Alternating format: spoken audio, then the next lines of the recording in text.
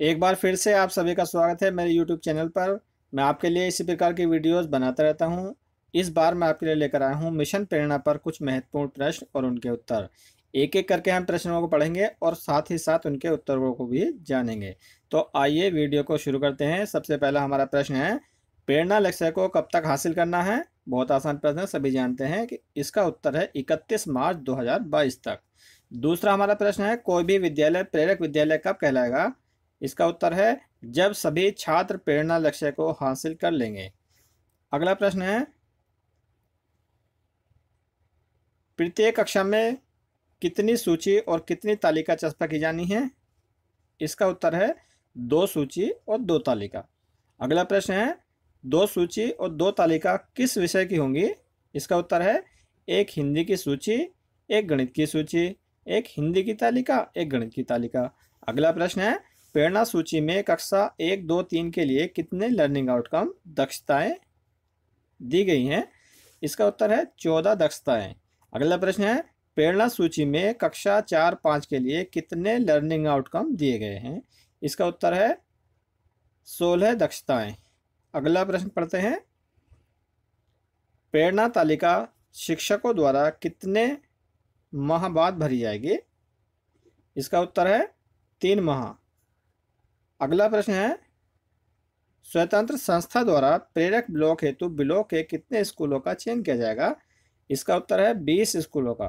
अगला प्रश्न है, आरंभिक स्तर पर भाषा सीखने का क्रम क्या है? इसका उत्तर है सुबोपली। सुबोपली मीन्स सुनना, बोलना, पढ़ना, लिखना। देखें यहाँ पर जो सु है तो सु का मतलब है सुनना, बो का मतलब है यहाँ पर बोलना, पा का मतलब है यहाँ पर पढ़ना और ली का मतलब है लिखना। अगला प्रश्न है, गणित सीखने सिखाने का क्रम क्या है? इसका उत्तर है अनुभव, भाषा, चित्र, संकेत। अगला प्रश्न है, सीखने की प्रक्रिया किस चरण से होकर गुजरती है? इसका उत्तर है अनुभव, चिंतन, अनुप्रयोग, समेकन। अगला प्रश्न है, वर्तमान शैक्षिक सत्र 2020-21 में ध्यानाकर्षण शिविर किन किन कक्षाओं के लिए संचालित है?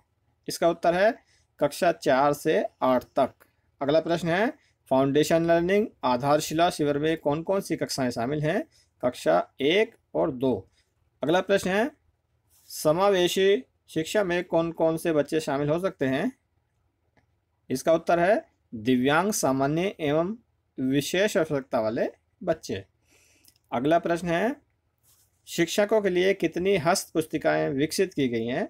इसका सही उत्तर है 3 हस्त पुस्तिकाएं। शिक्षकों के हस्त पुस्तिकाओं के नाम क्या हैं? इसका उत्तर है आधारशिला, ध्यानाकर्षण, शिक्षण संग्रह। ये पुस्तिकाओं के नाम हैं। अगला प्रश्न है, कक्षा 3 के लिए भाषा का प्रेरणा लक्ष्य क्या है? तो इसका उत्तर है 30 शब्द प्रति मिनट। अगला हमारा प्रश्न है, भाग के 75% सवाल हल कर लेना किस कक्षा के लिए प्रेरणा लक्ष्य है? इसका उत्तर है कक्षा 5 के लिए। अगला प्रश्न है, गुणा के 75% सवाल हल कर लेना किस कक्षा के लिए प्रेरणा लक्ष्य है? इसका सही उत्तर है हमारा कक्षा 4 के लिए। अगला प्रश्न है हमारा, आधारशिला मॉड्यूल का विकास किन कक्षाओं के लिए किया गया है? इसका उत्तर है कक्षा 1, 2, 3 के लिए। अगला प्रश्न है, गणित की मौलिक संक्रियाएं कौन सी हैं? इसका उत्तर है जोड़, घटाना, गुणा, भाग। यहाँ पर ये 4 संक्रियाएं हैं, जोड़, घटाना, गुणा, भाग। अगला प्रश्न है, गतिविधियां कितने प्रकार की होती हैं? इसका उत्तर है 4 प्रकार की। कौन कौन सी हैं? मौखिक, लिखित, सामग्री आधारित, आईसीटी आधारित। अगला प्रश्न है, आपने दीक्षा ऐप पर ट्रेनिंग ली है, दीक्षा का फुल फॉर्म क्या है? इसका उत्तर है digital infrastructure for knowledge sharing. अगला प्रश्न है, ध्यानाकर्षण के लिए प्रतिदिन कितना समय निर्धारित है? प्रतिदिन प्रथम कालांश 40 मिनट निर्धारित है। अगला प्रश्न है, शिक्षक डायरी एवं शिक्षण योजना का उल्लेख किस मॉड्यूल में किया गया है? इसका उत्तर है शिक्षण संग्रह मॉड्यूल में। अगला प्रश्न है, कक्षा 1 के लक्ष्य प्राप्ति हेतु आकलन किस प्रकार किया जाना है? इसका उत्तर है मौखिक। प्रेरणा मिशन का लक्ष्य कितनी कक्षाओं हेतु दिया गया है? यहाँ पर 5 कक्षाएं हैं, कक्षा 1 से 5 तक। अगला प्रश्न है, कक्षा 2 के लिए प्रेरणा लक्ष्य कितने शब्द प्रति मिनट है? इसका उत्तर है 20 शब्द प्रति मिनट। अगला प्रश्न है, भाषा के प्रेरणा लक्ष्यों की संख्या कितनी है? इसका उत्तर है 5। अगला प्रश्न है हमारा, मिशन प्रेरणा हेतु कितने विषयों का चयन किया गया है? तो यहाँ पर 2 विषय लिए गए हैं, भाषा और गणित। अगला हमारा प्रश्न है, मिशन प्रेरणा के लक्ष्य कितने भाषाओं में प्राप्त किया जाता है? इसका उत्तर है हिंदी। अगला प्रश्न है, ELPS का फुल फॉर्म क्या है? E फॉर एक्सपीरियंस, जिसे अनुभव कहते हैं, L फॉर है लैंग्वेज, भाषा, P फॉर है पिक्चर और S फॉर है सिंबल यानी संकेत। अगला प्रश्न हमारा है, ERAC का फुल फॉर्म क्या है? इरेक का फुल फॉर्म क्या है? तो E फॉर है एक्सपीरियंस, अनुभव, R फॉर है रिफ्लेक्शन, चिंतन, A फॉर है एप्लीकेशन, अनुप्रयोग और C फॉर है कंसोलिडेशन, समेकन। अगला हमारा है प्रश्न, बाला क्या है? BALA, बाला क्या है? इसका उत्तर है, B फॉर हमारा है बिल्डिंग, A फॉर है हमारा एज और L फॉर है लर्निंग और A फॉर है aid. Building, as, learning, aid, भवन अधिगम सहायक के रूप में इसका पूरा नाम है। अगला प्रश्न है, EO minus AO is equal to LG क्या है? EO minus AO is equal to LG क्या है?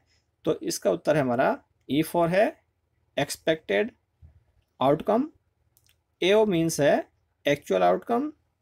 एक्सपेक्टेड आउटकम में से एक्चुअल आउटकम अगर घटा देते हैं तो हमारा लर्निंग गैप आ जाता है, इसका ये मीनिंग है। अगला प्रश्न है, लर्निंग गैप से क्या समझते हैं? लर्निंग गैप एक्सपेक्टेड आउटकम और एक्चुअल आउटकम के अंतर को लर्निंग गैप कहते हैं। अगला प्रश्न है, गणित के प्रेरणा लक्ष्यों की संख्या क्या है? तो गणित के प्रेरणा लक्ष्य कितने हैं? 5। LSRW का पूरा नाम क्या है? L फॉर है लिसनिंग, S फॉर है स्पीकिंग, R फॉर है रीडिंग और W फॉर है राइटिंग। शिक्षण तकनीकों की संख्या कितनी है? इसका उत्तर है 18। ई पाठशाला का फेज 2 किस कब प्रारंभ हुआ? 21 सितंबर 2020 से। अगला प्रश्न है, एक शिक्षक के लिए स्वयं मार्गदर्शिका कौन सी पुस्तक होती है? इसका उत्तर है शिक्षक डायरी। अगला प्रश्न है, NAS का पूरा नाम क्या है? तो N फॉर हमारा है नेशनल, A फॉर है अचीवमेंट और S फॉर है सर्वे। तो इसका पूरा नाम हुआ नेशनल अचीवमेंट सर्वे। अगला प्रश्न है, गतिविधियां कितने प्रकार की होती हैं? गतिविधियां 4 प्रकार की होती हैं। प्रेरणा सूची में दी गई दक्षताओं में किन किन कक्षाओं की दक्षताओं की संख्या समान होती है? तो यहाँ पर कक्षा 1, 2, 3 की दक्षताएं 14 हैं, ये समान होती है। इसी तरह से कक्षा 4 और 5 की दक्षताएं समान होती हैं, यहाँ पर ये 16 होती हैं। अगला प्रश्न हमारा है, एक अध्यापक का सफरनामा के लेखक कौन है? इसका सही उत्तर है रामजी दुबे। अगला हमारा प्रश्न है, एकीकरण के सिद्धांत पर कौन सी शिक्षा आधारित है? तो यहाँ पर हमारा उत्तर है समावेशी शिक्षा। अगला हमारा प्रश्न है, प्रेरक विकास खंड घोषित होने की निर्धारित तिथि क्या है? तो यहाँ पर जो इसका निर्धारित तिथि है वो प्रत्येक ब्लॉक की, प्रत्येक विकास खंड की अलग अलग है, क्योंकि सभी ने अपनी अपनी कार्य योजना बनाकर दी हुई है। अगला हमारा प्रश्न है, कितनी कक्षाओं के लिए लक्ष्य प्राप्ति हेतु 3/4 75% प्रश्नों को हल किया जाना अनिवार्य है? तो यहाँ पर देखिए 4 कक्षाएं हैं, कौन कौन सी हैं? 4 कक्षाएं हमारी, कक्षा 2, कक्षा 3, कक्षा 4 और 5। बिना हासिल के 75% प्रश्न हल करने का लक्ष्य किस कक्षा के लिए निर्धारित किया गया है? तो यहाँ पर है कक्षा 2 और कक्षा 3 के लिए हासिल वाले हैं और बिना हासिल वाले कक्षा 2 के लिए हैं। अगला प्रश्न है हमारा, मिशन प्रेरणा किस शिक्षा पर आधारित है? तो मिशन प्रेरणा जो है वो बुनियादी शिक्षा पर आधारित है। अगला प्रश्न हमारा है, मिशन प्रेरणा का शुभारंभ किसके द्वारा किया गया था? तो देखिए मिशन प्रेरणा का शुभारंभ जो किया गया था वो श्री आदित्यनाथ योगी जी द्वारा किया गया था। अगला प्रश्न है, प्रेरणा तालिका में एक साथ कितने बच्चों के नाम अंकित किए जा सकते हैं? तो प्रेरणा तालिका में एक साथ 30 बच्चों के नाम अंकित किए जा सकते हैं। प्रेरणा तालिका को किसके द्वारा प्रमाणित किया जाएगा? इसका उत्तर है प्रेरणा तालिका को प्रधानाध्यापक या इंचार्ज अध्यापक के द्वारा प्रमाणित किया जाएगा। अगला प्रश्न है, ध्यानाकर्षण मॉड्यूल में कितनी शिक्षण तकनीकियां हैं? तो यहाँ पर ध्यानाकर्षण मॉड्यूल में 18 तकनीकें दी गई हैं, तो इसका उत्तर 18 होगा। अगला प्रश्न हमारा, शिक्षण संग्रह में प्रभावी शिक्षण हेतु कितने तरीके बताए गए हैं?